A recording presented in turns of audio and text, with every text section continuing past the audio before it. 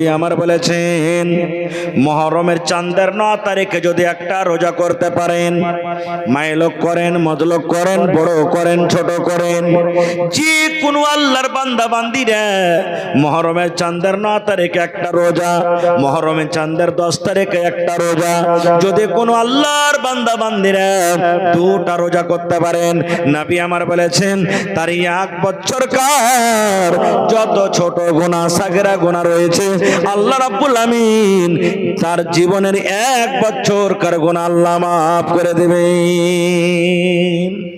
আল্লাহুস সামাদ। 1 বছরকার গুনাহ আল্লাহ মাফ করবেন শুধু দুটা রোজার কারণে। সাহাবায়ে কেরাম বলছেন যে আমরা ছোট ছোট বাচ্চাগুলোকে রোজা করতে বলতাম, ওরাও রোজা করত, আর ঠিক যখন বেলাটা ডুবতে যেত 1 ঘন্টা 2 ঘন্টা হয়তো সময় আছে, ভোকের কারণে বাচ্চাগুলো কাঁদতে লাগতো, তখন সাহাবায়ে কেরাম বলছেন আমরা তাদের হাতে খেলনা দিয়ে দিতাম আর তারাকে বলতাম এই বেটা খেলো, এই দেখো সূর্য ডুবতে গেল, আর 1 ঘন্টা আছে, আর 1/2 ঘন্টা আছে, এরকম ভাবে তারাকে আমরা সবর দিতাম। এই জন্য আমি এই গ্রামের যত মা, যত খালা, যত ছোট বড় সমস্ত ভাইরাকে আমি পেগাম দিয়ে যাই যে সামনে যেটা মাস আসছে মুহররমুল হারাম, ইসলামী তারিখের প্রথম মাস, এটা নতুন সালের প্রথম মাস শুরু হবে। চাঁদের 9 তারিখ যেদিন হবে একটা রোজা করবেন, আর চাঁদের 10 তারিখে একটা রোজা করবেন। এই দুটা রোজা করলে আল্লাহ 1 বছরকার গুনাহ আল্লাহ আপনার মাফ করে দিবে। এই দুটা রোজা অবশ্যই দোয়া করবেন, ওয়ারযুকহুম, আয় আল্লাহ তারকে রোজিতে তুমি বরকত দাও। আল্লাহ যারা বিজনেস করছে বিজনেসে বরকত দাও। আয় আল্লাহ যারা মজদুরি করছে মজদুরিতে বরকত দাও। যারা খেতে বাড়ি করছে আল্লাহ খেতে বাড়িতে বরকত দাও। তাহলে 3 রকম ফেরেশতারা দোয়া করবেন। 1 নম্বর দোয়া, আল্লাহ যত লোক এসেছে এদের গুনাহকে তুমি maaf করে দাও। 2 নম্বর দোয়া করবেন, আল্লাহ এরকে পরে তুমি রহম করো, দয়া করো। এবং 3 নম্বরে দোয়া করবে রব্বুল আমিন, আল্লাহ তুমি তাদের হাতে টাকাতে পয়সাতে দানাতে বরকত দাও। এবার বলবেন মাওলানা আল্লাহর ফেরেশতা কত আছে? আমরা নিজের গুনাহ মাফ করার জন্য 4 লাখ 5 লাখ টাকা খরচ করে কোথায় যাই হজ করতে? কোথায় বলেন? মক্কাতে যাই, কাবা শরীফের আমরা তওয়াফ করে আসি। এই মতো আসমানে তো এখানটা ঘর আছে, মাথার উপরে যেটা আসমান, আসমানে এখানটা ঘর আছে, ওই ঘরটার নাম হলো বাইতে মামুর। যেমন আমাদের জন্য মানুষের জন্য দুনিয়াতে কাবা, ফেরেশতাদের জন্য আসমানে একটা ঘর আছে, ওর নাম বাইতে মামুর। ওখানে শুধু ফেরেশতারা ওখানে তওয়াফ করবে, আল্লাহর ইবাদত করবে। এবার কত ফেরেশতা আসবেন জানেন? দয়ার নবী বলেছেন প্রত্যেক দিন ওই বাইতে মামুর আসমানে যেটা ঘর রয়েছে, 1 নয় 2 নয়, নবী বলেছেন প্রত্যেক দিন ৭০,০০০ করে ফেরেশতারা ঘরটার তওয়াফ করেন। প্রত্যেক দিন ৭০,০০০ করে ফেরেশতারা আল্লাহর ইবাদত করেন, বান্দাগি করেন। নবী বলেছেন এরকম প্রত্যেক দিন ৭০,০০০ আসবেন আর চলে যাবেন, আসবেন আর চলে যাবেন। আল্লাহর নবী বলেছেন যেদিন থেকে ঘরটাকে বানানো হয়েছে সেদিন থেকে নিয়ে কিয়ামত পর্যন্ত জীবনে একবার যেই ফেরেশতা চান্স পেয়ে গেল ইবাদত করার জন্য, কিয়ামত পর্যন্ত দ্বিতীয়বার আর কোনো ফেরেশতার বাড়ি আসবে না। এত আল্লাহর ফেরেশতা রয়েছেন, সুবহানাল্লাহ। এবার বুঝে দেখেন আল্লাহ তাবারক ওয়া তাআলার ফেরেশতা কত রয়েছেন। ভাই আমার, এই জন্য এই সমস্ত মজলিস গালাকে কোনো ছোট মোটো মনে করিয়েন না। হইতে পারে কিয়ামতের দিন জীবনের সব আমল ফেল, সব আমল ফেল। আল্লাহ তাআলা এই মজলিসটার কারণে হইতে পারে আমাকে আপনাকে আল্লাহ বক্সে দিবেন, জান্নাতে আল্লাহ তাআলা দিয়ে দিবেন। যা বান্দা যা, যা তুই চলে যা, জান্নাতে চলে যা। কখন কোন আমল আল্লাহ কার কবুল করবেন আল্লাহ ছাড়া কেউ জানে না। এই জন্য কবি বলছেন কিতনি ছোটি হোনে কি উসে হালকি না জান, রব কি বখশিশ কে লিয়ে কোই বাহানা চাহিয়ে। জীবনের ছোট নেকিকে ছোট মনে করতে হবে না। কখন আল্লাহ কোন বাহানাতে আল্লাহ কাকে বক্সে দিবে আল্লাহ ছাড়া কেউ জানে না। আর যা হোক, আমি কোরআনের একটা আয়াত পড়েছি আপনাদের সামনে।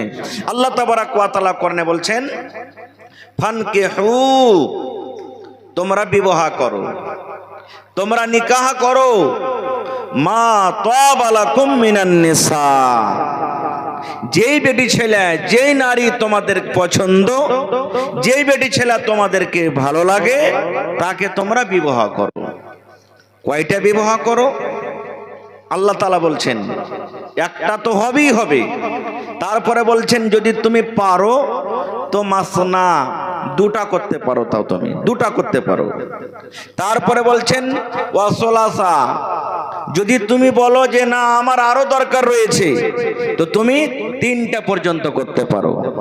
তারপর আল্লাহ তাআলা বলছেন যদি তুমি ইচ্ছা করো যে না আমার আরো দরকার আছে তো ওয়ারবা, চারটা তুমি করতে পারো। একটা পুরুষের জন্য জীবনে চারটা বেটি ছেলেকে একটা পুরুষ বিবাহ করতে পারে, এটা হলো আল্লাহর ফরমান। এবারে বিয়ে করা কিন্তু চারটা ফরজ নয়।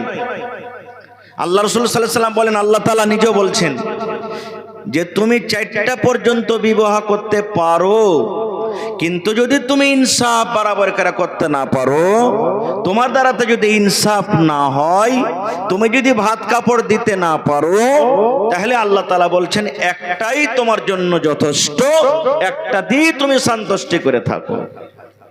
এটা হলো আল্লাহর ফরমান। এবারে বলবেন মাওলানা,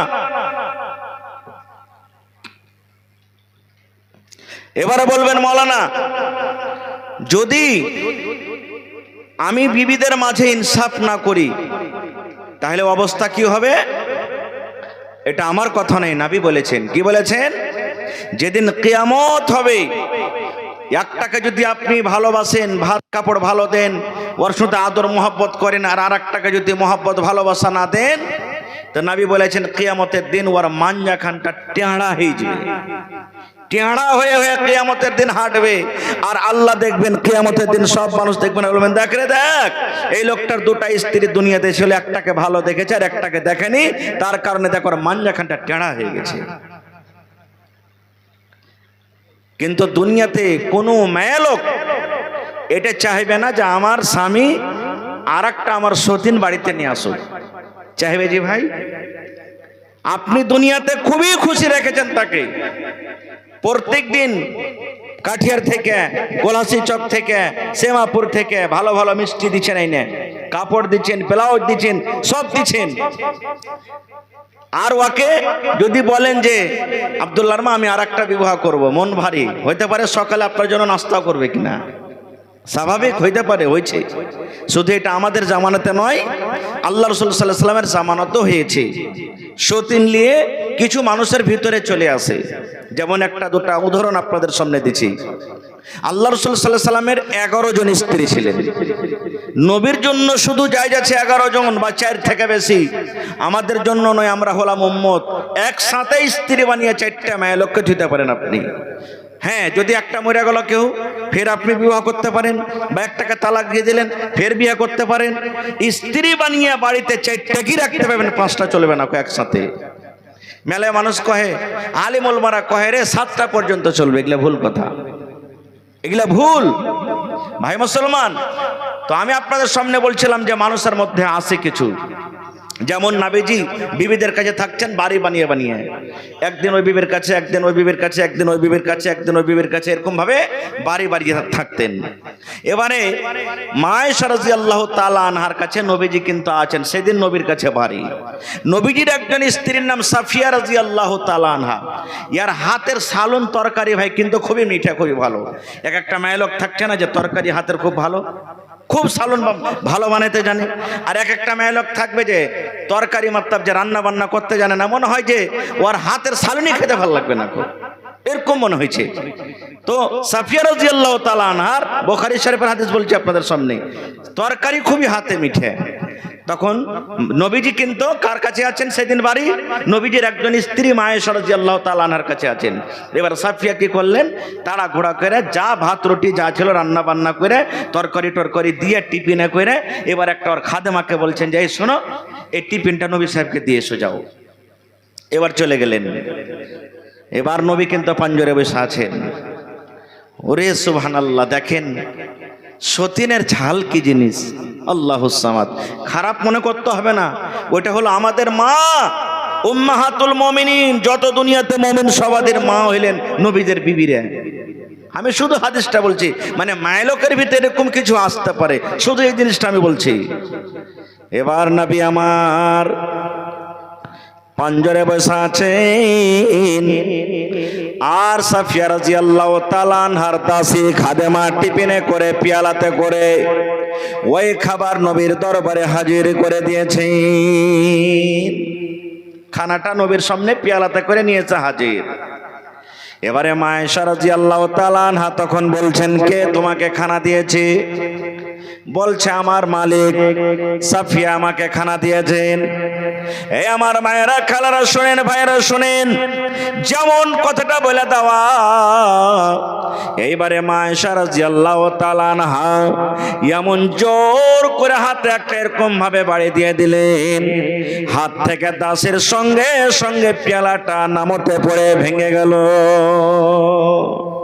আমার বাড়ি আর খানা দিয়ে পেটে এত বড় সাহস! হাতে বাড়ি যেমন দিলেন, পেয়ালা নামতে পড়লো, আর পেয়ালাটা যেমনই নামতে পড়লো ভেঙে গেল। যখন পেয়ালাটা ভেঙে গেল, এবার নবীজি দেখেন পেয়ালার টুকরা গলা কুড়াইছেন, পিস পিস হয়ে গেছে, চুরমার হয়ে গেছে, ভেঙে গেছে। পেয়ালা গালা নবী কুড়াইছেন, আর ওই দাসীটাকে বলছেন, এরে আল্লাহর বান্দি, তোমার মা রেগে গেছে, তোমার মা রেগে গেছে, তোমার মা রেগে গেছে। নবীজি ওই দাসীটাকে বলছেন, মানে সব মুসলমানের মাকে নবীর বিবিরে, তার লাগে বলছেন, তোমার মা আয়েশা রেগে গেছে, তোমার মা আয়েশা রেগে গেছে। এই আল্লাহর বান্দি, তুমি পেয়ালাতে করে গোশত নিয়ে এসেছিলে, তরকারি নিয়ে এসেছিলে, দেখো তোমার মা রেগে গেছে, রাগের কারণে দেখো সমস্ত তরকারিকে নাওতে ফেলে দিয়েছে এবং পেয়ালা টুকরা টুকরা টুকরা করে ভেঙে দিয়েছে। আর নবীজি বারবার করে একটাই কথা বলছেন, তোমার মা রেগে গেছে, তোমার মা রেগে গেছে, তোমার মা রেগে গেছে। আর কিচ্ছু বললেন না, শুধু একটা কথা, তোমার মা রেগে গেছে। ঠিক 1 মিনিট 2 মিনিট যখন সময় কেটে গেল, মানুষ ভুল করতে গেলে যারা হুঁশিয়ার মানুষ হবে, নিজের ভুলটাকে স্বীকার করবে। করবে কি করবে না? করবে। বিচার পঞ্চায়েতে বৈশার করে যারা হুঁশিয়ার মানুষ একবারে ফৌরান সিলিন্ডার করে নিবে, আর যারা হট ধর্মী থাকবে ও নিজের জিদের পরি কায়েম থাকবে। ওরে সুবহানাল্লাহ, মা আয়েশা কিন্তু বুঝাইলেন, আরে ভুল হয়ে গেছে আমার কাছে, আমাকে এরকম কাজ করতে হতো না, ওই খানাটা আমাকে জমিনে ফেলতে হতো না। আল্লাহর নবীর জন্য কত আদর করে খানাটা দিয়েছিলেন, আমি নবীর হক কিন্তু মেরে দিলাম। এইবারে মা আয়েশা বলছেন, আল্লাহ নবী গো, আমার দ্বারাতে ভুল হয়েছে নবী গো, আমি তরকারিটা নামতে ফেলে দিলাম এবং তার পেয়ালাটাও ভেঙে দিলাম। আমি কোন এমন কাজ করব গো নবীজি যে আমার ভুলটা আল্লাহ মাফ করবেন? আমি কোন এমন কাজ করব যে আমার ভুলটা শেষ হয়ে যাবে? নবীজি, আর কাফারা কি? আমি যে ভুল করলাম, এই ভুলটা আমার কেমন করে মাফ হবে? নবী আমার বললেন, আয়েশা রে, এই কাজটার কাফারা হলো আয়েশা, প্রথম কাজ, যেই তরকারি তুমি ফেলে দিলে, এই তরকারির বদলা তোমাকে তরকারি লাগবে। এবং 2 নম্বরে, যে পেয়ালা তুমি ভাঙা দিয়েছো, এরকম একটা নতুন পেয়ালা তোমাকে কিনে দিতে হবে। এরকম একটা নতুন পেয়ালা তোমাকে কিনে দিতে হবে। এবং যে তরকারি তুমি জমিনে ফেলে দিয়েছো, এই তরকারির বদলা তোমাকে তরকারি লাগবে। এই হাদিস থেকে কয়েকটা কথা বুঝতে পারলাম আমরা, যে যদি আপনার কেউ ক্ষতি করে দেয়, আর কোরআনের ফয়সালা ওইটা, আপনাকে যদি কেউ এক চড় মারে, শরীয়তের ফয়সালায় এক চড় মারা আপনি সহ্য করলেন। একটা লোক যদি কেউ আপনার কেটে দেয়, শরীয়তের ফয়সালায় একটা লোক কেটে দেন। যদি কেউ আপনার হাত ভেঙে দেয়, তাহলে আপনি তার হাত ভেঙাতে সহ্য করতে পারেন, এটা শরীয়তের ফয়সালা। কিন্তু যদি মাফ করে, তো এটা সব থেকে বেশি আফজাল, ভালো। কিন্তু হ্যাঁ, ফের কোন পুরুষ যদি নিজের স্ত্রীকে মারে, তো ওকে মেয়েরা সহ্য করতে হবে না গো, তো ব্যাপার উল্টা না হিজবে যে ভাই, হবে না? ওইটা হলো আলাদা মিটার। ওইটা হলো আলাদা ব্যাপার। কিন্তু পুরুষেরাকে বলবো যে নিজের স্ত্রীকে এমন করে মারিয়েন না যে দাগ দুগ পড়ে যায়, হাত পা ভেঙে যায়, পিঠে দাগ পড়ে যায়, চেহারাতে দাগ পড়ে যায়। কারণ আল্লাহ রাসূল সাল্লাল্লাহু আলাইহি ওয়াসাল্লাম বলেছেন অন্য অন্য জায়গাতে তুমি মারিয়ে, কিন্তু খাস করে চেহারাতে তুমি মারিও না গো। কেন? রাগে এখন তুমি মেরে দিলে, 1 ঘন্টা পর তোমার রাগটা যখন মাটি হবে তখন ফের তুমি বিবির কাছে যাইবে, আর তোমার স্ত্রী দেখবে যে আরে এত করে মেরেছি, ওর দাগ পড়ে গেছে, শরীরে চেহারাতে দাগ পড়ে গেছে, তোমাকেই খারাপ লাগবে। এই জন্য রাসূল বলছেন যে তুমি এরকম ভাবে তাকে মারিও না গো। তাহলে আজ থেকে কি বুঝতে পারলাম? যে এক সতীন আর এক সতীনকে দেখে ভিতরে জ্বলন আসতে পারে বা আসবে, আসবে না? আর একটা শোনেন, এটা কোরআনের কথা বলছি, হাদিসের কথা বলছি। আল্লাহ রাসূল সাল্লাল্লাহু আলাইহি সাল্লাম প্রত্যেক দিন আসরের নামাজ পড়ে প্রত্যেক বিবির কাছে যেতেন, খবর নিতেন। কি খবর? বাড়িতে ঢুকলেন, হ্যাঁ তোমার বাড়িতে কেমন আছো তুমি? আলহামদুলিল্লাহ ভালো। কি খবর আছে? হ্যাঁ অমুক খবর আছে। ফের আরেকটা বিবির ঘরে চলে গেলেন, ওকে সালাম দিলেন, কেমন আছো? আলহামদুলিল্লাহ, মানে খোঁজ খবর নিতেন। এই করে করে করে করে প্রত্যেক বাড়িতে যেতেন। এবার নবীজি সমস্ত বিবিদের থেকে নবীজির একজন স্ত্রী যায়নাব রাদিয়াল্লাহু তাআলা আনহা, ওর বাড়িতে একটু বেশি লেট করতেন, বেশি সময় দিতেন অন্য অন্য বিবি থেকে। এবার নবীজির ওই যে একজন বিবি আয়েশার কথা বললাম, यार মনে মনে কিন্তু একটু ধারণা হয়ে গেল, কি কি ব্যাপার, অন্য অন্য বিবির থেকে নবীজি ওর কাছে বেশি টাইম দিচ্ছে, এটা ফের কেমনই। এবার খবর নিতে লাগলো, কেন টাইম দিচ্ছে নবী আর বাড়িতে? খবর নিতে নিতে এটা পাতা চললো যে নবীজি ওর বাড়িতে মধু খাইতেন।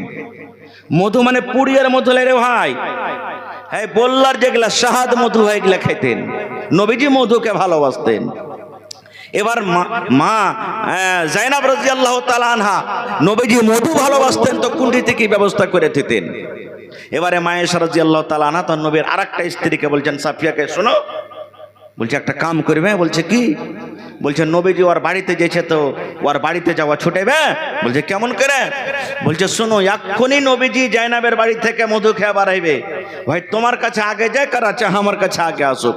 যেমনি কহরির কাছে যাবে তেমনি একবারে নবীর সামনে, যেমনি নবী আসবে সামনে, একবারে আসতে না আসতে একবারে নবীকে বলে দম, আল্লাহ রাসূল আপনার মুখ থেকে মাগফিরার মহকন আসছে, মানে তারির মহকন আসছে। ধরেন একরকম মাগফির একটা খুব দুর্গন্ধ, মহাকালের ফল যেমন হয় এরকম দুর্গন্ধ, হুজুর আপনার মুখ থেকে এরকম দুর্গন্ধ আসছে, মানে একটা তারি নাসার মতন সেন্ট আসছে আপনার মুখ থেকে, এরকম বলে দিবে। বলছে ঠিক আছে। এবারে যায়নাব রাদিয়াল্লাহু তাআলা আনহার বাড়ি থেকে যেমনই মধু খায় নবীজি বাড়ালছেন, আর প্রথমে কার কাছে গেছেন? মা আয়েশা রাদিয়াল্লাহু তাআলা আনহার কাছে খাড়িয়েছেন।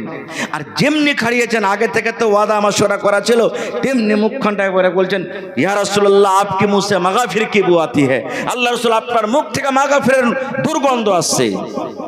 এবার নবীজি দুর্গন্ধ খুব পছন্দ করতেন না, খারাপ মনে করতেন। এবার নবীজি আমার আয়েশাকে বলছেন, আয়েশা রে, আমি যায়নাবের বাড়িতে মাগফিরের ফল খাইনি, আমি যায়নাবের বাড়িতে কোনো দুর্গন্ধ এরকম কোনো জিনিসের ফল খাইনি। আমি আল্লাহ রাব্বুল আমিনের হালাল করা জান্নাতের একটা নিয়ামতের মধ্যে একটা ফল, একটা জিনিস আমি মধু খেয়েছি, আমি মধু খেয়ে তার বাড়ি থেকে এসেছি। এবারে মা আয়েশা বলছেন, আপনি জানেন না, হয়তো যদি ওয়াতি কিছু মিলিয়ে দিয়ে থাকে। যখন কথাটা শোনা, নবীজি কসম খেয়ে নিলেন। কে কসম খেয়ে নিলেন? আয়েশা রে, আমি নবীজি আল্লাহর কসম করে বলি, যতদিন জীবনে বাঁচব আয়েশা, কোনদিন আর আমি জীবনে মধু খাবো না। আমি মধুকে হারাম করে দিলাম, আমি মধুকে শাহাদকে আমি হারাম করে দিলাম। যতদিন আমি জীবনে বাঁচবো আর কোনদিন আমি মধু খাবো না। হারাম করে দিলেন নবীজি বিবির কথা শুনে, আমি আর মধু খাবো না, শাহাদ খাবো না। ওরে আল্লাহ, দেখেন কোন জিনিসকে হালাল করা হারাম করা, এটা পাওয়ার কার কাছে আছে ভাই? জোরে বলেন, কার কাছে আছেন? নবী কথাটা বললেন তা আল্লাহ তাআলা ছাড়লেন না। আল্লাহ রাব্বুল আলামিন জিবরাইল ফেরেশতাকে ডাক দিয়ে বললেন, জিবরিল রে, যাও যাও, তুমি কোরআন মাজিদের সূরা তাহরিম নিয়ে আমার নবীর কাছে তুমি হাজির হয়ে যাও। কারণ আল্লাহ রাব্বুল আলামিন বলছেন, নবী গো, তুমি তোমাদের বিবিকে রাজি করার জন্য, তুমি তোমাদের বিবিকে খুশি করার জন্য আমার হালাল করা মধুকে তুমি হারাম করনেওয়ালা কে? ও দয়ার নবীজি, আমি আল্লাহ মধুকে হালাল করেছি তুমি তোমার বিবিরাকে খুশি করার জন্য, তুমি তোমার বিবিরাকে রাজি করার জন্য। আমার হালাল করা জিনিসকে তুমি হারাম কেন করলে? ফৌরান আল্লাহ তাবারাক ওয়া তাআলা ওহী করে দিলেন। আরো ঘটনা কি ঘটলো আমি ওদিকে যাব না কো। আমার বলার উদ্দেশ্য হলো এই যে সতীনের এক সতীন আর এক সতীনের মনে মানে দুটা তিনটা যদি বাড়িতে যদি স্ত্রী হয় তাহলে তাদের ভিতরে কিন্তু একটু নিসবিস হবে, হবে না ভাই? কিন্তু এরকম আমাদেরকে ভুল করতে হবে না, কারণ ওইটা হলো আমাদের মা। আর একটু আগে শোনেন, আল্লাহ রাসূল সাল্লাল্লাহু আলাইহি ওয়াসাল্লাম যখন প্রথম বিবাহ করলেন কার সাথে? নামটা বলতে পারবেন আপনারা? হযরত খাদিজা রাদিয়াল্লাহু তাআলা আনহা। নবীর বয়স তখন কত? 25 বছরকার। আর মা খাদিজার বয়স কত? 40 বছরকার। 15 বছরকার ডিফারেন্স, 15 বছরকার ছোট বড়তে বিবাহ করলেন। আর এখন যদি খালি স্ত্রীটা মানে মাথাতে একটু বড় হয়ে যায় আর 2-4 বছরকার যদি ছোট বড় লাগে, গ্রামের মানুষ কি কইবে? দাদি কুড়িয়ে লিসেইবে, নানি কুড়িয়ে লিসেই। এগুলা ভুল কথা। আরেকজন সাহাবী আল্লাহ রাসূল সাল্লাল্লাহু আলাইহি ওয়াসাল্লামের জামানাতে একদিন লড়াই করে চলে আসছেন, যুদ্ধ করে চলে আসছেন। এবার নবীকে বলছেন, হুজুর আমাকে একটু অনুমতি দেন, আমি ঘোড়াটাকে উটটাকে তারা ঘোড়া করে বাড়ি নিয়ে চলে যাব, আর আপনারা একটু পিছে পিছে আছেন। নবী যখন শুনলেন, নবী আমার বললেন, তুমি কি নতুন বিবাহ করেছো? সাহাবীটাকে বলছেন, তুমি কি নতুন বিবাহ করেছো যে বাড়ি যাওয়ার জন্য তুমি হড়বড় করো? এবার জাবের রাদিয়াল্লাহু তাআলা বললেন, ইয়া রাসূলুল্লাহ, আমি নতুন বিবাহ করেছি। হ্যাঁ নবী গো, আমি নতুন বিবাহ করেছি। যেমন কথাটা বলা, আল্লাহ রাসূল জাবেরকে বলছেন, জাবের রে, তুমি সাইয়াবাকে বিবাহ করেছো না বাকরাকে বিবাহ করেছো? সাইয়াদের কথা নবীজি বলছেন, জাবের, তুমি সাইয়াবাকে বিবাহ করেছো না বাকরাকে বিবাহ করেছো? সাইয়াবার বাকরা কাকে বলে একটু বুঝালেন। সাইয়াবা বলা হয় যার একবার বিয়ে হয়েছিল, হয় স্বামী মারা গেছে আর না তো তালাক নিয়ে এলেছে, একবার পুরুষের কাছে যে থেকেছে ওকে সাইয়াবা বলা হয়। আর বাকরা যার প্রথম বিবাহ হয়েছে। নবী আমার জাবেরকে বলছেন, জাবের, তুমি সাইয়াবাকে বিবাহ করেছো না বাকরাকে বিবাহ করেছো? যেমন কথাটা বলে দেওয়া। এইবার জাবের রাদিয়াল্লাহু তাআলা বলছেন, আল্লাহর নবী গো, আমি সাইয়াবাকে বিয়ে করেছি, বড় দেখে আমি বিবাহ করেছি। নবীজি, আমি সাইয়াবাকে বিবাহ করেছি, বাকরাকে বিবাহ করতে পারিনি। যখন কথাটা শোনা, আমার দুর্গাপুর গ্রামের ভাইয়েরা শুনেন। এইবার নবীজি জাবের কি বলছেন? নবীজি বলছেন, জাবের রে, কেন তুমি সাইয়াবাকে বিবাহ করেছো? তুমি একটা আইভি বেটি ছেলেকে কেন বিয়ে করনি? তুমি একটা বাকরা বেটি ছেলেকে কেন বিয়ে করনি? তুলায়ে বোহা ওয়া তুলায়ে বোকা। হাদিসে নবী বলেছেন, তুলায়ে বোহা ওয়া তুলায়ে বোকা। তুমি তার সাথে খেলতে, তুমি ওর সাথে খেলতে, ও তোমার সাথে খেলতো, আর তুমি তার সাথে খেলতে। কেন তুমি একটা বাকরা দেখে মেয়েকে বিবাহ করনি? কেন তুমি একটা বেটি ছেলেকে বিবাহ করেছো? তো বিবাহিত বেটি ছেলেকে বিয়ে করেছো, খেপা তুমি একটা আইস বেটি ছেলেকে বিয়ে করতে। যেমন কথাটা বলা, জাবের রাদিয়াল্লাহু তাআলা নর চোখ সরবার করতে লাগলো। নবী আমার বলছেন, জাবের রে, আমার কথা শুনে কি তোমার মনটা খারাপ হয়ে গেল রে বাবা? তুমি কি কষ্ট পাইলে? দেখো তোমার চোখটা কেমন সরবার করতে লেগেছে। এবার জাবের বলছেন, নবী গো, আপনার কথা শুনে আমার মনে কোনো রকমের কষ্ট আসেনি, আপনার কথা শুনে আমি দুঃখ করিনি। তবে কেন কাঁদছো জাবের? তোমার চোখে কেন পানি দেখি। এইবারে জাবের বলছে নবী গো, আমার আব্বা জান লড়াই করতে গিয়ে দুনিয়া থেকে শহীদ হয়ে গেছেন গো নবীজি, এবং আমার এলাওয়া আমার আব্বা জান আমার জন্য ছোট ছোট 7 জন আমার বোন ছেড়ে গেছেন। এক রয়েতে 7 জন, এক রয়েতে 9 জন আছেন। বলছেন নবী গো, আমার আব্বা জান আমার জন্য ছোট ছোট আমাকে 9টা বোন দিয়ে গেছেন, যাদের লালন পালন করার জিম্মেদারি আমার পরে আছে, কাপড় দেওয়ার জিম্মেদারি আমার পরে আছে, তেল সাবান দেওয়ার জিম্মেদারি আমার পরে আছে। এবার বলেন নবী গো, আমার আব্বা জান দুনিয়াতে নাই, আল্লাহর পেয়ারা হয়ে গেছেন। এবার আমি একটা পুরুষ মানুষ, আমি আমার জন্য, আমি আমার ওই বিবির জন্য, আমার বোনদের জন্য আমি সারাদিন মাঠে কামে কাজে চলে যাও। এবার আমার বোনেরা ছোট্ট ছোট্ট হয়েছে নবী গো, ওরা গোসল করতে পারবে না, ওরা তেল মাখতে পারবে না, ওরা কাপড় সেঁকতে পারবে না, ওরা কাপড় সাফ করতে পারবে না, ওরা কাপড় পিনতে পারবে না। তাই নবী গো, আমি একটু বড় ধরনের মেয়েকে বিবাহ করেছি, যেন আমার বোনদের খেদমত করো, ওদেরকে যেন গোসল দিতে পারো, ওদেরকে যেন শীতে করাইতে পারো, ওদেরকে যেন তেল মাখাইতে পারো, ওদের যেন কাপড় সাফ করে দাও। নবী গো, এই জন্য আমি বড় দেখে বিবাহ করেছি। নারে তাকবীর। দেখেন, কিন্তু এখনকার কিছু নন এমনও আছে, ভানির পিছে সব সময়তে যাবি আমার যে ঠিক লেগে থাকবে, আর ওকে খালি ঝাল দেবে, ছিঁড়ে ছিঁড়ে ছিঁড়ে ছিঁড়ে খাবে, এরকমও যেন না হয়। এই হাদিস থেকে বুঝতে পারলাম কি বড় দেখেও বিবাহ করতে পারা যায়। তো নবীজি আমার প্রথম বিবাহ করেছেন 25 বছরকার বয়সে, কাকে? মা খাদিজা রাদিয়াল্লাহু তাআলা আনহা। এটা হলো এমন ধনী মেয়ে লোক, এমন ধনী নারী, সুবহানাল্লাহ, নবীর কাছে কিচ্ছু নেই, যে সমস্ত মালকে নবীর জন্য কুরবানি করে দিয়েছেন। একদিনকার ঘটনা, মা খাদিজা রাদিয়াল্লাহু তাআলা আনহা ঘাঁটি খেয়েছেন বাড়িতে, ঘাঁটি খেয়েছেন, ঘাঁটি। নবীজি কোন দিক থেকে বাড়িতে এলেন, বাড়িতে আসা পর এবারে দেখছেন খাদিজা ঘাঁটি খাইছেন বাড়িতে, ঘাঁটি খাইছেন বাড়িতে। নবী আমার বললেন, খাদিজা রে, কেন তুমি ঘাঁটি খাও রে খাদিজা? তুমি একটা ধনী ঘরের মেয়ে, তুমি একটা ধনী ঘরের বেটি, তুমি কেন ঘাঁটি খাও? এই ঘাঁটিটা তুমি আমার জন্য রেখে দিতে, এবং তোমার জন্য সুন্দর করে তুমি রুটি বানিয়ে নিতে। এখন যেমন ভাত থেকে পোলাও বেশি ভালো, মান সম্মানের দিকটা মানুষ বইরাতে আসে, কুটুম সদর আসে, পোলাও বানায়, বিরিয়ানি বানায়, মাছ মাংস বানাই, এটা ভালো জিনিস। তো ওই জামানাতে ঘাঁটি থেকে, ছাতু থেকে ভালো জিনিস কি ছিল? রুটি। নবী বলছেন, খাদিজা কেন তুমি ঘাঁটি খাও? আমার জন্য তুমি ঘাঁটিটা রেখে দিতে, আর তুমি কি করতে? রুটি বানিয়ে খেতে। এখান থেকে আমরা কি সবক পেলাম? স্ত্রীকে এরকম ভালো ভালো জিনিস আপনি খাওয়াইতে পারেন। 2 নম্বরে চলেন, মা খাদিজা রাদিয়াল্লাহু তাআলা আনহা একদিন কাপড় ছেড়ে গেছে, সুই দিয়ে দিয়ে দিয়ে দিয়ে কাপড়ে তালি মারছেন, সুই দিয়ে ধাগা দিয়ে নিজের কাপড়টাকে ছিঁড়েছেন। এবারে নবীজি আমার বাহির থেকে বাড়িতে ঢুকলেন, ঢোকার পর এইবারে দেখছেন আমার বেবি তালি মেরে মেরে কাপড় পিনছেন। নবী আমার বললেন, খাদিজা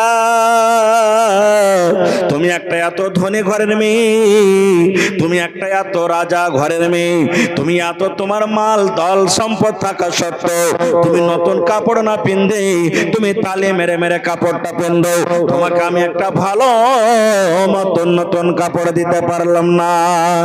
এই আমার মায়েরা, খালারা, ভাইয়েরা শুনেন, এবারে মা খাদিজা বলছেন, আল্লাহর নবী গো, আপনি যে আমাকে ভালোবাসা দিলেন, মহব্বত দিলেন, এই ভালোবাসা দিয়েছেন, মহব্বত দিয়েছেন, এই ভালোবাসাটা এমন দাওলাত, এমন ভালোবাসা, দুনিয়াতে আপনার ভালোবাসার আগে নতুন কাপড়ের আর দরকার নাই। এত ভালোবাসতেন নবীজি। এই জন্য তো রাসূল বলেছেন, যেই পুরুষটা আর স্ত্রীর কাছে ভালো, আল্লাহর কাছেও ভালো। আল্লাহ রাসূল বলেছেন একটা হাদিসে, যেই পুরুষ আর স্ত্রীর কাছে ভালো, রাসূল বলেছেন আল্লাহর কাছেও পুরুষটা ভালো। মেলায় মা খালা আছেন, পুরুষের কাপড় কেনা পছন্দ হয় না, আর আছে না নেই? নিজে কাপড় কিনবে, নিজে চুড়ি কিনবে, নিজে হাট বাজার কিনবে, আর ইয়া কাপড়ের সাথে কহে বেড়াবে, আমি হই ভাত খেল রে বুবু। হারকে হজলার বাপটা তো জীবনে কোনোদিন কাপড় ধরে কিনতে জানে না। আমি ওই জীবনটাকে কাটিয়ে দিলাম। এগুলা না শুকরি। এই মায়েরা খালারাম, এরকম স্বামীর যদি না শুকরি করেন, নামাজ রোজা করতে গেলেও আল্লাহর জাহান্নামে পড়তে হবে। এরকম না শুকরি করতে হবে না কো। জানেন মা খাদিজা রাদিয়াল্লাহু তাআলা আনহা নবীর জন্য কত কুরবানি করেছেন? মা খাদিজা রাদিয়াল্লাহু তাআলা আনহা যতদিন বেঁচে ছিলেন নবীজি দ্বিতীয় বিবাহ করেননি, এত ভালোবাসতেন। একদিন মা খাদিজা দুনিয়া থেকে যাওয়ার পর আল্লাহ রাসূল নিজের স্ত্রী যেটা পরে বিবাহ করেছিলেন মা আয়েশা রাদিয়াল্লাহু তাআলা আনহার সামনে ওর তারিফ করছেন, খাদিজার বড়াই বয়ান করছেন। আমার খাদিজা এরকম ছিল, আমার খাদিজা এরকম ছিল, আমার খাদিজা এরকম ছিল, আমার খাদিজা এরকম ছিল।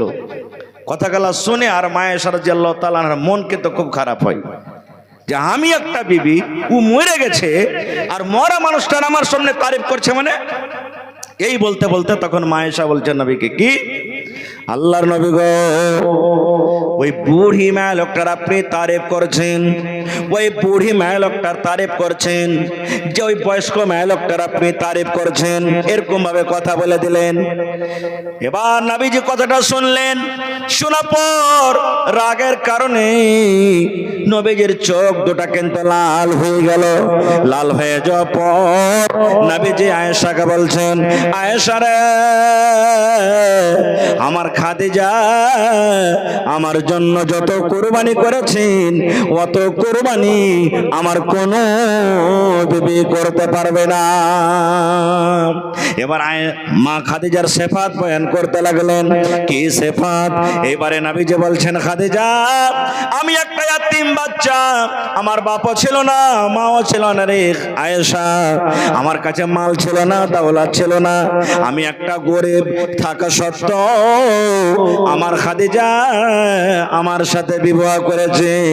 এবার খাদিজাকে রাগাইতে লাগলো গ্রামের পাড়ার মানুষেরা, এ খাদিজা তুই একটা রাজার সাথে বিয়ে করতে পারতি, তুই একটা দৌলত মানুষের টাকাওয়ালার সাথে বিবাহ করতে পারতি, কিন্তু তুই সমস্তকে বাদ দিয়ে একটা ইয়াতিম ছেলের সাথে বিয়ে করলি, যার মা নাই, যার বাপ নাই, যার বাড়ি নাই, যার ঘর নাই, যার জমি জায়গা কিছু নাই।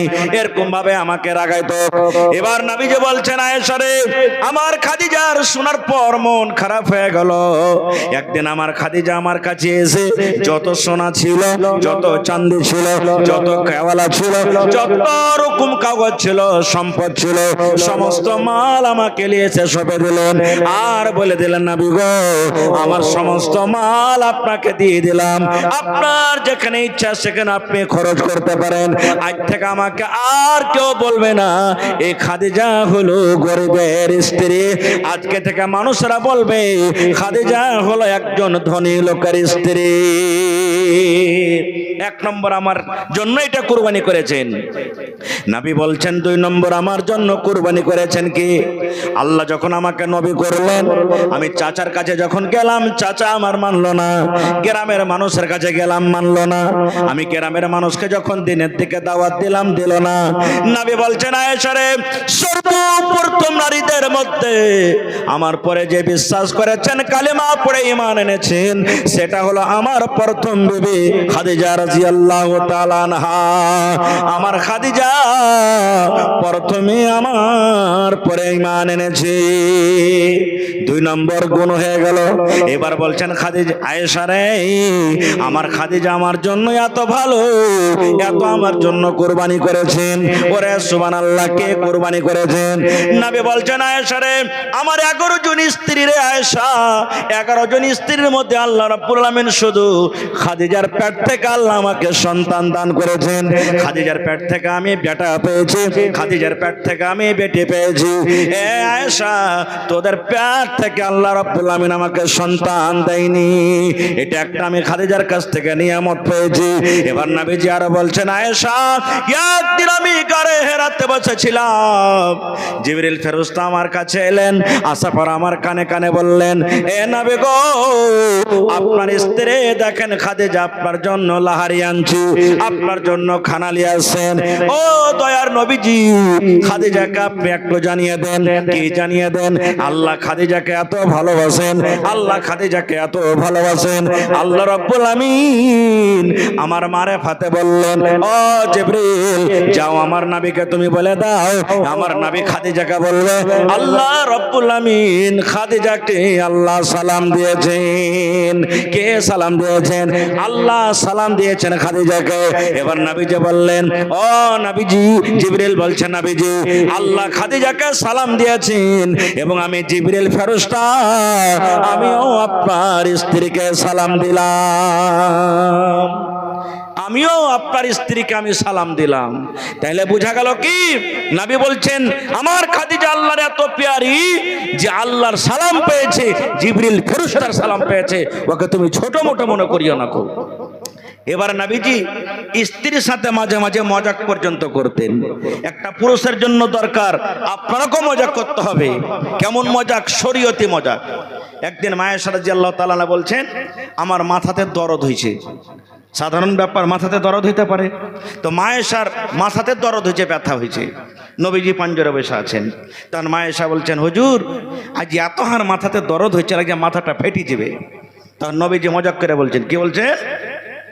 আয়েশা রে, তোমার মাথাতে দরদ হয়েছে রে বিবি, যদি আমার আগে তোমার মতটা হয়ে যায়, নবী বলছেন আমার আগে যদি তোমার মত হয়ে যায়, আমার আগে যদি তুমি মরে যাও, তাহলে আমি প্রথম কাজ করব, আমি তোমাকে গোসল দিব। কারণ তুমি আমার স্ত্রী না, তোমাকে আমি গোসল দেব। 2 নম্বরে নবী বললেন গোসলের পর আমি তোমাকে কাফন দাফন করব, অর্থাৎ কাফন পিন্দাবো, এবং তোমার জানাজার নামাজ পড়ে আমি নিজের হাতে তোমাকে আমি দফন করব। যখন কথাটা শুনলেন আয়েশা রাদিয়াল্লাহু তাআলা আনহার মন খারাপ।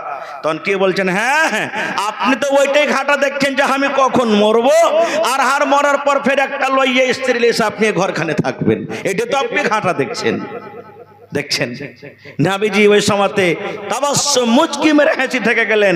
নবীজি আর কিচ্ছু বললেন না। একদিনকার ঘটনা, নবীজি রাস্তাতে হেঁটে চলেছেন রাতের সময়। এবারে তখন নবীজি হাঁটতে হাঁটতে হাঁটতে আয়েশাকে বলছেন, আয়েশা আমরা দুজন এখানে আছি, আর কেউ নাই, এক কাজ করো, আজকে আমাদের দৌড়ের মোকাবিলা হয়ে যাক। বুখারী শরীফের হাদিস, কোনো কেসা কাহিনী বানাওয়াটি কথা নয়। বলছেন আজকে দৌড়ের মোকাবেলা হয়ে যাক স্বামী স্ত্রীতে, কে দৌড়িয়ে জিততে পারছে। মনে করেন এখান থেকে দৌড়াতে লাগলো কোথায় না, ট্রেনের পার্টিটা যে আগে চলে যাবে, ঢালাতে যে পৌঁছে যাবে সে জিতে নিলে, এরকম কোন একটা দাগ দিয়ে দিলে, সীমা বেঁধে নিলেন। নবীজি বলছেন দৌড়াবে না? তো হ্যাঁ। বলে ঠিক আছে দৌড়াতে লাগো। আয়েশা রাদিয়াল্লাহু তাআলা আনহা তখন কম বয়সের মানুষ, শরীর ফুর্তি আছে, ভারী হ্যাঁ নাই, লাগলেন দৌড়াইতে। দুজন, নবী দৌড়ান, আয়েশা দৌড়ান। দৌড়াতে দৌড়াতে দৌড়াতে এবারে আয়েশা রাদিয়াল্লাহু তাআলা আনহা পাতলা দুবলা মানুষ, এবার নিজে ফার্স্টে মেরে নিলেন। নবীজি কিন্তু পিছে পড়ে গেলেন, আয়েশা ফার্স্ট হয়ে গেলেন। এবার আয়েশা তখন যখন ফার্স্ট হয়ে গেলেন, মনে খুশি আসবে না? আসবে না? তখন নবীকে বলছেন, দেখছেন আপনি আমাকে দৌড়িয়ে পারবেন না, আমি দেখেন 1 নম্বরে ফার্স্ট হয়ে গেলাম, আপনি পিছে পড়ে গেলেন। নবীজি বিবির মনটাকে জোগাড় জন্য বলছেন, হ্যাঁ আয়েশা আমি পিছে পড়ে গেলাম, আমি হেরে গেলাম, তুমি জিতে নিলে। ওই জায়গাতে নবী বলতেন যদি রাগ করে, হ্যাঁ হ্যাঁ তুমি জিতে নিলে তো খুব বড় মানুষ হয়ে গেলে, মনটা ভাঙতং না? ভাঙতং না? নবীজি খুশি হ্যাঁ মুচকি হাসিতে বলছেন, হ্যাঁ আয়েশা তুমি জিতেছো, আমি হেরে গেলাম। ঠিক 1 বছর পর আবার কোনো কামের জন্য হাঁটতে হাঁটতে হাঁটতে নবীজি ওই রাস্তাতে চলে যাচ্ছেন। এবার নবীজি তখন আয়েশাকে বলছেন, আয়েশা রে, আজকে আমরা দৌড়ের মোকাবিলা করো। 1 বছর আগে তুমি আমি দৌড় করেছিলাম, সেই দৌড়ে তুমি জিতেছিলে, আমি হেরে গেছিলাম। আজকে আমরা দুজন দৌড়াবো, দুজনের মধ্যে কে জিতে কে হারে। এইবারে নবীজি বলছেন ঠিক আছে দৌড়াও। এবার দৌড়াতে লাগলেন। এবারে কিন্তু 1 বছর পর আয়েশা রাদিয়াল্লাহু তাআলা আনহার শরীরটা কিন্তু ভারী হয়ে গেছে। এবার দৌড়াতে লাগলেন, দৌড়াতে দৌড়াতে দৌড়াতে এইবারে নবীজি কিন্তু ফার্স্ট হয়ে গেলেন। নবীজি এবারে জিতে নিলেন, আয়েশা হেরে গেলেন। এবার নবীজি কি বলছেন জানেন? আয়েশা রে, 1 বছর আগে দৌড়ের মোকাবিলা করেছিলাম, তুমি জিতেছিলে, আমি হেরেছিলাম। আজকে 1 বছর পর আবার আমরা দৌড়ের মোকাবিলা করলাম, আমি জিতলাম, তুমি হেরে গেলে। বোঝা গেল আমরা দুজন বরাবর হয়ে থাকলাম, আমাদের মধ্যে কেউ হারা জেতা হলো না। তো স্বামী স্ত্রীতে এরকম ভাবে দৌড়ার মোকাবিলা করতে পারেন। তাহলে ভাই এখন তো চারিদিকে লাইট বল জ্বলছে, এরকম দৌড়ালে কইবে দেখ এর মাথা পাগলা হয়ে গেছে। যদি এরকম ঘটনা বা করতে চান, দৌড়াতে চান, এরকম পাশালে দৌড়াইবেন বা এরকম খেল খেলবেন, স্বামী স্ত্রীতে জীবন যাপন করতে পারেন, কোন রকমেরই অসুবিধা হবে না। খুব কোরআনের আর একটা আয়াত আপনাদের সামনে বলছি ভাই, এখনটা হয়ে গেল মোটামুটি। আর একটা কোরআনে সূরা আছে সূরা আলে ইমরান, আর কোরআনে একটা সূরা আছে সূরা মারিয়াম। পড়েছেন আপনারা? দুটা সূরাকে মিলিয়ে বাস 2 মিনিট একটা ঘটনা বয়ান করছি। কি ঘটনা? একজন মহিলা ছিলেন, ওর নাম হলো কি হান্না। মহিলাটার নাম কি মনে রাখবেন? হান্না। পেটে সন্তান, যেমনই পেটে সন্তান হয়ে গেল, মা খালারা জানতে পারেন আমার পেটে সন্তান এসেছে। সন্তান দুনিয়াতে আসেনি, পেটে আছে। এবার নজর মানছেন, যেমন আপনারা নজর মানেন, মায়েরা খালারা নজর মানেন, আল্লাহ আমার বেটাটা যদি মাস্টার হয়ে যায় 1টা রোজা করব। আল্লাহ আমার বেটাটা যদি এরকম হয়ে যায় আমি 2টা রোজা করব। আল্লাহ আমি যদি ওই চকের জমিনটা কিনতে পারি আমি 5000 টাকা দান করে দেব। নজর মানে কি মানে না? তো মা হান্না নজর মানছেন, পেটের সন্তান। কি নজর মানছেন? হে রব্বুল আলামিন, আমার পেটে সন্তান, এই আল্লাহ মা হান্না আমি নজর মানি, আমার এই সন্তান যখন দুনিয়াতে আসবে, আল্লাহ ওর কামাই করা আমি খাবো না, ওর নকরি করা আমি খাবো না, ওর দোকানদারি করা খাবো না, ওর বিজনেস করা আমি খাবো না। হান্না নজর মানছেন, আল্লাহ যখন আমার এই সন্তান দুনিয়াতে আসবে, আমি আমার ছেলেটাকে তোমার ঘরের জন্য আমি দান করে দিলাম। কোরআনের কথা বলছি, ভালো করে শুনবেন। মা নজর মানছেন, পেটের সন্তান, তখন তো আল্ট্রাসাউন্ড করা মেশিন ছিল না, চল রে আল্ট্রাসাউন্ড করে আসি, বেটা আছে কি বেটি আছে। ওরে আল্লাহ, আজ থেকে হাজার হাজার বছরকার ঘটনা। এবার হান্না নজর মানছেন, আল্লাহ পেটে আমার সন্তান, এই সন্তান যখন দুনিয়াতে আসবে, মা আমি এই ছেলেটার কামাই খাবো না, নকরি করা খাবো না, বিজনেস করা খাবো না। আল্লাহ আমি আমার ছেলেটাকে তোমার ঘরের জন্য আমি দান করে দিলাম। আল্লাহ আমি এই ছেলে যেমন দুনিয়াতে আসবে আমি তোমার ঘরে দিয়ে দেবো, আল্লাহ দান করে দেবো। এবারে মাস গেল, ঠিক 8 মাস 9 মাস পর আল্লাহ রাব্বুল আলামিন তার পেট থেকে দুনিয়াতে ছেলে দান করলেন, সন্তান দিলেন। কি সন্তান? বেটা নয়, আল্লাহ রাব্বুল আলামিন তাকে বেটি দান করলেন। মা তো নজর মেরেছিলেন যে আল্লাহ তুমি বেটা দাও তো আমি দিব, কিন্তু এখানে বেটা না হয়ে কি হয়ে গেল? কথা বলেন, বেটি হয়ে গেল। তাহলে এখানে একটা আপনাকে সওয়াল করি, যে বেটা বেটি দেওয়ার ক্ষমতা কার কাছে আছে? আল্লাহর কাছে আছে। তাহলে যে ভাইয়ের যে মার পেট থেকে শুধু বেটি হয়, মানুষরা ঘুঁচা দিয়ে দেয়, কথা বলে, এটা ভুল না? ভুল নয়, ভুল। খবরদার এরকম কথা বলবেন না। যদি কোনো মা খালার পেট থেকে বেটি ছেলে হয়, বেটা যদি না হয়, তো শাশুড়িতে বলবে, ননদরা বলবে, যা ঠেনে ঘুঁচা দিয়ে দে, বলবে তুই বেটির মুখ দেখতে পাবি, জীবনে তুই বেটার মুখ দেখতে পাবি না, আল্লাহ খালি তোকে বেটি দিবে। এরকম কথা বলাটা ভুল। এবারে যখন দুনিয়াতে বেটি হয়ে গেল, মার মনে কিন্তু খুব আফসোস, আল্লাহ কি হলো কি হলো কি হলো। আল্লাহ আমি তো নজর মেনেছিলাম বেটার জন্য, যে আমার বেটা মসজিদে আজান দিবে, মা আমি নেকি পাবো। আমার ছেলে মসজিদে ঝাড়ু দিবে, মা আমি নেকি পাবো। আমার ছেলে মসজিদে সঁপি যাবে, মা আমি নেকি পাবো। আমার ছেলে নামাজি রেখে পানি দিবে, মা আমি নেকি পাবো। এই আল্লাহ, বেটি ছেলে কেমন করে মসজিদে যাবে, আর বেটা ছেলের সাথে বেটি ছেলে কেমন করে থাকবে? আল্লাহ জি কি করব কি করব। আমি তো নজর মেরেছিলাম, আল্লাহ বেটা দাও, বেটা দিলে তোমার ঘরের জন্য আমি দিয়ে দিব, কিন্তু আল্লাহ বেটি ছেলে হয়ে গেল, এখন আমি মা কি করব? আফসোস করছেন। আল্লাহ তাআলা জিবরিল ফেরেশতাকে বলছেন, জিবরিল যাও আমার হান্নার কাছে তুমি যাও, এবার জিবরিল ফেরেশতা চলে এলেন, আসা পরতন হান্নাকে বলছেন, হান্না আল্লাহর কাছে নজর মেনেছিল বেটা হওয়ার জন্য, কিন্তু বেটা না হইয়া বেটি হয়েছে, এই বলে তুমি আফসোস করেছো। এ হান্না তুমি আফসোস করিও না, আফসোস করিও না, মনটা তুমি ভারী করিও না। আল্লাহ নিজে বলেন, হান্না রে তোমার বেটির নাম তুমি রেখে দাও মারিয়াম। কে নাম রাখছেন? আল্লাহ নাম রাখছেন।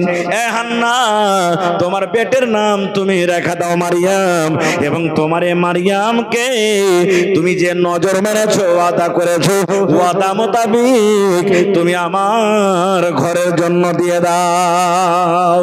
যাও তোমার এই বেটিকে তুমি দিয়ে দাও ঘরের জন্য, তুমি যেটা ওয়াদা করেছো। আরে বেটা হলো না তো কি হলো, বেটি হলো তো কি হলো, যাও তুমি দিয়ে দাও। আগেকার ঘটনা আমি বলবো না, আল্লাহ বাচ্চা রাখেন, ইনশাল্লাহ পরে বলবো। আমার বলার উদ্দেশ্য হইল, আপনার মনে কি একটুকু এরকম ভাবে ইমানটা জাগে না? আহারে আমার 5টা বেটা আছে, জীবনে কোনোদিন মসজিদে যাই না। এ বেটারে চল মসজিদে চল। আপনার কি মনটা একটু জাগে না? আল্লাহ রে আমার 3টা বেটা আছে বা বেটি আছে, আমি একটাকে মাস্টার করব, আমি একটাকে হাফিজ করব, আমি একটাকে ডাক্তার করব। এই নওজওয়ান আমি মুসলমানরাকে বলবো, মা হান্না যদি নিজের বেটাকে কিংবা বেটিকে যদি আল্লাহর ঘরের জন্য দেওয়ার জন্য নিজের জীবনটাকে কোরবানি করতে পারে, তাহলে মুসলমান আপনি নিজের ছেলেকে আল্লাহ রাহি দেওয়ার জন্য কেন আপনি কোরবানি করতে পারবেন না? জানের কোরবানি করতে হবে না, আপনাকে মালের কোরবানি করতে হবে। ভাই মুসলমান, যদি মা হান্না নিজের বেটিকে যদি মসজিদে দিতে পারে, তাহলে আজকে দেখি কোন আল্লাহর বান্দা আছেন একজন 1 টারাক বালু কিংবা গিট্টি দান করতে পারবেন? এরকম কোন আল্লাহর বান্দা আছেন? আল্লাহর বান্দা কেউ হবেন এরকম 100 সেফটি গিট্টি কিংবা বালু দান করতে পারবেন? কিংবা 1 কুইন্টাল রড দান করতে পারবেন? 50 বড়া 100 বড়া সিমেন্ট দান করতে পারবেন? এরকম কোন আল্লাহর বান্দা, আল্লাহর বান্দি আছেন? আল্লাহুস সামাদ। এই মাসেরই আমার 4 তারিখে একটা প্রোগ্রাম ছিল, আল্লাহুস সামাদ, এই গড়বনালির পাঞ্জরে 33 বাড়িতে। আল্লাহুস সামাদ। একজন লোক 1 টারাক, আমি বললাম ভাই টারাকের মানে কয় চাক্কা? বলছে 16 চাক্কা 18 চাক্কা যা লিবে 1 টারাক ভালো আমি দান করে দিলাম। সুবহানাল্লাহ। এরকম কোন আমার এই দুর্গাপুরে কোন আল্লাহওয়ালা নেই, কোন মা খালা বহিন দাদি দাদা নেই 1 টারাক ভালো দান করতে পারবেন আল্লাহর ঘরের জন্য, মসজিদের জন্য? আল্লাহ রাসূল বলেছেন, মান বানা লিল্লাহি মাসজিদান বানাল্লাহু লাহু বাইতান ফিল জান্নাহ। আল্লাহর ঘর মসজিদ যে এখানটা নির্মাণ করবে, আল্লাহ তাবারাক ওয়া তাআলা তার জন্য জান্নাতের ভিতরে এখানটা ঘর বানিয়ে দিবে। এরকম কোন আল্লাহর বান্দা নেই? ইনশাআল্লাহ হবে। তো আসেন তো দেখি। আলহামদুলিল্লাহ দান তো আপনারা করে দিয়েছেন। শেষের বেলাতে 1 কোটা লোক কেউ এমন আছেন যে হয়তো 10 বড়া 5 বড়া সিমেন্ট দেনেওয়ালা, 50 বড়া সিমেন্ট দেনেওয়ালা, 1 কুইন্টাল 2 কুইন্টাল 5 কুইন্টাল রড দেনেওয়ালা, বা 1 গাড়ি 2 গাড়ি বালি দেনেওয়ালা, কেউ এরকম আল্লাহর কোন বান্দা, আল্লাহর কোন বান্দি হবেন। এবং আমার একজন ভাই বলছেন যে মাওলানা মুহররমের বারে কিছু বলেন। মুহররমের বারে বেশি কিছু বলবো না, একটাই হাদিস আপনাদের সামনে বলে যাই। মুহররমের এই যে সামনে মাস যেটা চাঁদ উঠবে, এটা হলো মুহররমের চাঁদ। সামনে মাসের মুহররমের চাঁদের 1 তারিখ থেকে নিয়ে 10 তারিখ পর্যন্ত খুব ফজিলতের দিন। এই জন্য যত বেশি বেশি করে পারবেন মাসটাতে রোজা করবেন। মায়েরা খালারা যদি কয় যে বাকি রোজা কটা আমি ওই মাসে করব, করতে পারেন। কোরআন তেলাওয়াত করবেন, জিকির আজকার করবেন, তেলাওয়াত করবেন, যত ইবাদত করবেন করতে পারেন। আর যদি বেশি কিছু না করতে পারেন, তাহলে একটা হাদিসের পরে অবশ্যই আমল করবেন। কি? আল্লাহ রাসূল বলেছেন, মুহররমের চাঁদের 9 তারিখে একটা রোজা, আর মুহররমের চাঁদের 10 তারিখে একটা রোজা। মানুষ ওই দিনটাতে রোজা না রেখে মদ পান করে, নাশা পান করে, লাঠি খেলে বেড়ে, ঢোল খেলে বেড়ে, এগুলা করতে হবে না। শেষের বেলাতে আছেন কেউ দেনেওয়ালা, কোন আল্লাহর বান্দা, আল্লাহর বান্দি? ভাই আমার, আল্লাহ তাবারাক ওয়া তাআলার নবী ছিলেন হযরত ইব্রাহিম আলাইহিস সালাম। আল্লাহর পরীক্ষা, আল্লাহর ইমতিহান। আল্লাহ তাবারাক ওয়া তাআলা বেটাকে কুরবানি করার আদেশ করেছিলেন। আল্লাহর উদ্দেশ্য ছিল না বেটাকে কুরবানি করো, কিন্তু আল্লাহর উদ্দেশ্য ছিল শুধু ইব্রাহিম নবীর দিলখানটা, অন্তরখানটা, প্রাণখানটা দেখার জন্য, যে আল্লাহ তাবারক ওয়া তাআলা ইব্রাহিম নবীকে পরীক্ষা করেছিলেন যে ৮০-৮৫ বছর বয়সে বেশি বেটাকে ভালোবাসে না আমি আল্লাহকে বেশি ভালোবাসেন। এই জন্য যখন আল্লাহ তাআলা দেখলেন যে ৮০-৮৫ বছর বয়সে আমার নবী ইব্রাহিম বেটাকে কুরবানি করার জন্য মিনার মাঠে নিয়ে চলে গেলেন, ছুরি দিয়ে তাকে জবাই করবেন, পরীক্ষাতে পাস হয়ে গেল। আল্লাহ ডাকতে বলছেন, ইব্রাহিম কাদ সাদ্দাকতার রুয়া, তুমি স্বপ্নকে সত্য করেছো, তোমাকে আর কুরবানি করতে হবে না। আল্লাহ জান্নাত থেকে একটা জানোয়ার দিলেন দুম্বা, ওই যে প্রত্যেক বছরে বছরে কুরবানি চালু হলো, তো হয়ে গেল। তো আমরা ভাই আমার আল্লাহর ঘরের জন্য আল্লাহ যে মাল দিয়েছেন, টাকা দিয়েছেন, জমি দিয়েছেন, বাড়ি দিয়েছেন, আল্লাহর একটা পরীক্ষা যে আমার জন্য কিছু করতে পারে কি পারে না। রাসূল বলেছেন একজন ধনী লোক, একজন মালদার লোক দান করার জন্য পুটলিতে করে, বাটুয়াতে করে টাকা নিয়ে রাতের বেলাতে বার হালছেন যে আমি যাকে দেখা পাবো রাতের বেলাতে দান করবো যেন কেউ দেখতে না পাই। রাস্তা দিয়ে হাঁটতে হাঁটতে একটা চোর চুরি করতে যাচ্ছিল, ও জানে না ধনী লোকটা যেটা হলো চোর। বলছে ভাই শোনো, বলছে কি? বলছে এই টাকা কটা তুমি লাও, লিয়ে বাড়িতে চলে যাও। চোর টাকা কটা নিয়ে বাড়িতে চলে গেল। ভোরবেলা যখন হয়েছে তখন ওই চোরটা হাল্লা করছে কি, আরে দেখো দেখো কোন একটা খ্যাপা লোক আমার মতন চোরকে দান করেছে। এবার যে ধনী লোকটা দান করেছে আর মনে আফসোস, হায় আল্লাহ কি করনু, আমার দানটা ভালো মানুষের হাতে পড়লো না, চোরের হাতে পড়ে গেল। ওর মনে খুব আফসোস। বলছে ঠিক আছে যা হলো তা হলো, আজ রাতে ফের দান করব। ফের বাটুয়াতে করে টাকা নিয়ে দ্বিতীয় রাতে ফের বের হয়েছে। রাস্তা দিয়ে হাঁটতে হাঁটতে একটা বেটি ছেলে হেঁটে চলে যাচ্ছিল। ও কিন্তু বেটি ছেলেটা হলো জানিয়া মেয়ে ছেলে, ফায়েসা বেটি ছেলে। ও কিন্তু জানে না ধনী লোকটা যেটা একটা ফায়েসা বিশ্বা বেটি ছেলে। তাকে বলছে আল্লাহর বান্দি শোনো, এই এত কিছু টাকা আছে, টাকা কটা তুমি নিয়ে চলে যাও। ভোরবেলাতে ফের গ্রামে হাল্লা হয়ে গেল। ওই বেটি ছেলেটা বলতে লাগলো, আরে দেখো কোন পাগল আমার মতন একটা ফায়েসা গুনাহগার মানুষকে দান করে গেল। ফের লোকটার মনে আফসোস, আল্লাহ কি হলো, আজ আমার দানটা কিন্তু বরবাদ হয়ে গেল না, আজ রাতে আমি দান করব। ফের তৃতীয় রাতে টাকা পয়সা নিয়ে ফের গ্রামে বের হয়েছে। এবারে গ্রামে বের হয়েছে, রাস্তাতে একটা লোকের সাথে দেখা। বলছে ভাই শোনো, এতে কিছু টাকা আছে, এই টাকা কটা তুমি বাড়িতে নিয়ে চলে যাও। নবী বলেছেন ওটা হলো ধনী লোক, মালদার লোকের হাতে টাকাটা পড়ে গেল। ফের ভোরে তখন ওই ধনী লোকটা হাল্লা করে দিল, আরে দেখো আমার মতন ধনী লোক, আমার কাছে টাকা পয়সার কমি নাই, আমার মতন ধনী লোককে ফের একটা কোন খ্যাপাতে রাইতে দান করে দিয়েছে। এর মনে কিন্তু খুব আফসোস। এবার আফসোস করে কি বলছেন, হে রব্বুল আলামিন, প্রথম রাতে দান করনো চোরের হাতে দান পড়ে গেল, দ্বিতীয় রাতে দান করনো জানিয়া মেয়ে ছেলের হাতে দান পড়ে গেল, আর তৃতীয় রাতে দান করনো ধনীর লোকের হাতে দান পড়ে গেল। এবার রাসূল কি বলছেন দেখেন, রে আল্লাহর বান্দা, মন তুমি খারাপ করিও না রে। তুমি চোরের হাতে দান দিয়েছো, তাও তোমার দান হয়ে গেছে। তুমি জানিয়ার হাতে দান দিয়েছো, তাও তোমার দান হয়ে গেছে। ধনী লোকের হাতে তুমি দান দিয়েছো, তাও তোমার দান হয়ে গেছে। আল্লাহ রাব্বুল আমিনের এতে একটা মাসলাহাত, একটা ইবরাত লুকিয়ে আছে। যে চোরের হাতে তুমি দান দিয়েছো, ওই চোরটা চুরি করতো, চুরি করা পাপ, চুরি করা গুনার কাম, চুরি করতো, চুরি করার পর নিজের মেয়ে ছেলের জন্য ডাল চাল কিনে, তেল মশলা কিনে বাড়ি চালাতো, সংসার চালাতো। এইবারে যখন তোমার দানটা চোরের হাতে পড়ে গেল, ওই লোকটা চুরি করা গুনাহ থেকে কিন্তু বেঁচে গেল। এই জন্য আল্লাহ রাব্বুল আমিন তোমার টাকা কোটাকে একটা চোরের হাতে দিয়ে দিলেন। 2 নম্বরে মেয়ে ছেলে জানিয়া বেশ্যা মেয়ে ছেলে নিজের ইজ্জত বিক্রি করতো, বেশ্যাগিরি করতো, জেনা ব্যভিচার করতো, টাকা পেতো, সংসার করতো, সংসার চালাতো। দয়ার নবী বলেছেন ওই বেশ্যা নারীর হাতে তোমার টাকা কোটা পড়ে গেল, জেনার মতন গুনাহ থেকে কিন্তু বেড়ে ছেলেটা বেঁচে গেল। এই জন্য আল্লাহ রাব্বুল আমিন তার হাতে কিন্তু টাকা কোটা দিয়ে দিলেন। এবার যে লোকটা ধনী ছিল, ওই লোকটা ছিল বকিল, ওই লোকটা ছিল কাঞ্জুস, জীবনে কোনোদিন দান ধ্যান করত না। তার হাতে কেন টাকাটা পড়লো? এই জন্য আল্লাহ তাআলা তার হাতে টাকাটা দিয়ে দিলেন। লোকটা হলো কাঞ্জুস, লোকটা ছিল বকিল। ওর ভিতরে যাতে একটা ইবরাত চলে আছে, সবক হয়, ওর মধ্যে যাতে জ্ঞান চলে আসে, বুদ্ধি আসে। আরে আমার মতন ধনী লোকেরা দান করছে, আল্লাহ আমাকে টাকা দিয়েছে, মাল দিয়েছে, তাহলে আমিও কেন গরিব দুঃখীকে দান দান করব না। এই জন্য একটা ধনী লোকের হাতে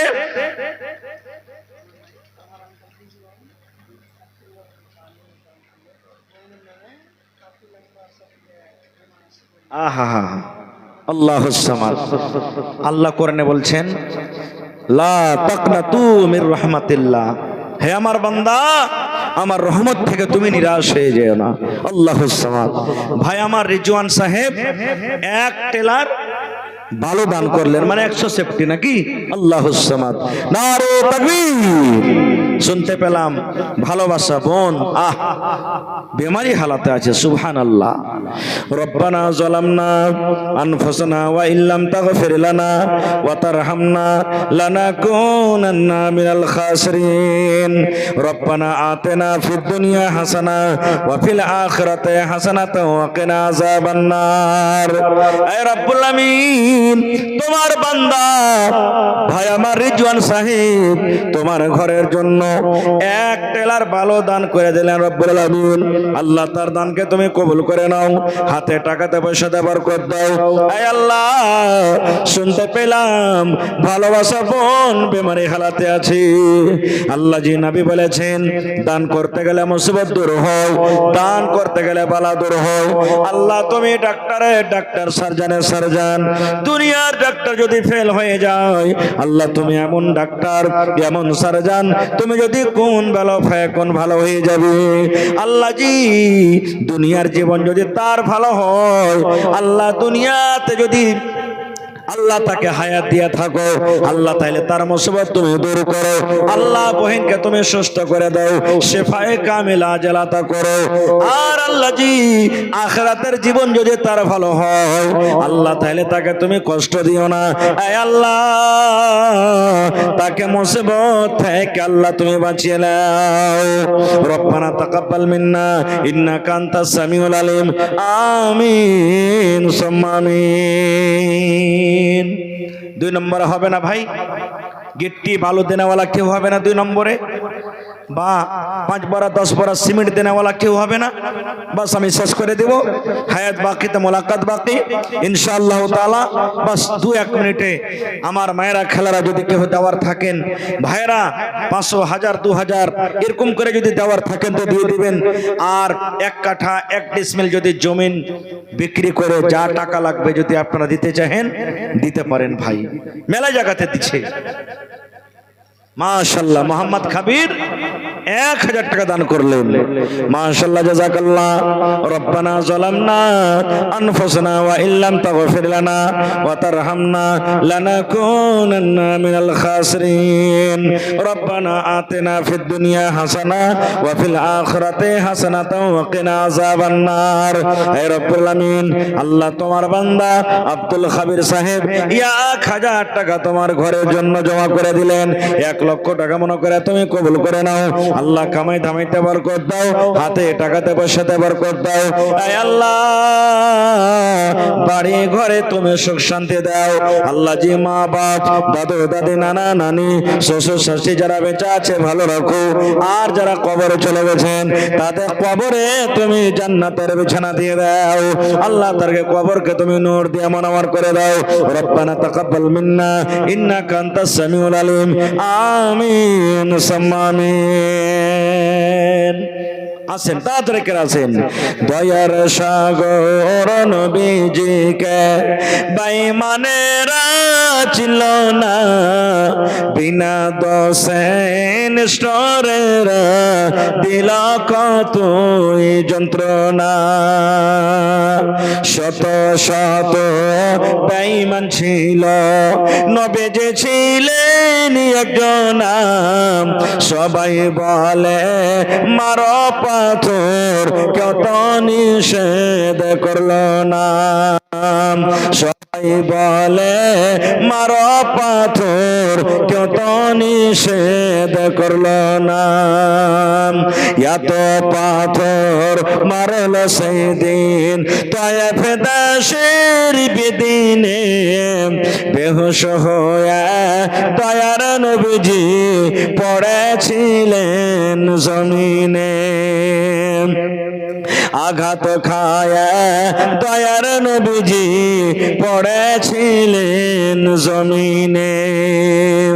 গায়ে যত কাপড় ছিল, গায়ে যত কাপড় ছিল, রঙিন হইল রক্ততে, কত রক্ত জমেছিল দয়ার নবীর জুতাতে, কত রক্ত জমেছিল দয়ার নবীর জুতাতে। রক্ত দেখা দয়ার নবীজি, রক্ত দেখা দয়ার নবীজি দিলে কোনো চিন্তা করলেন না, দুঃখে দুঃখে দিন কাটালেন, সুখের চিন্তা করলেন না। হায়রে আল্লাহ, হায়রে খোদা, কেমন করে কি করব, হায়রে আল্লাহ, হায়রে খোদা, কেমন করে কি করব, দয়ার নবীর দিনের ওপর কেমন করে চলিব, দয়ার নবীর দিনের ওপর কেমন করে চলিব। তো শেষ করছি ভাই, রাত মোটামুটি 12:30 পার হয়ে গেল। হায়াত বাকি, মোলাকাত বাকি। আল্লাহ তাআলা যদি বাঁচিয়ে রাখেন ইনশাআল্লাহ আবার এই বিষয় নিয়ে কথা বলবো। তবে শেষ পায়গাম, শেষ মেসেজ আপনাদেরকে দিয়ে যাই। আলহামদুলিল্লাহ, যারা এসেছেন দান করলেন, আর সকালবেলাতে আবার ম্যাচ চালু হবে। আমার মাওলানা নানাজান আবুল কাসিম সাহেব বিজলি হাফেজাহুল্লাহ, উনি আপনাদের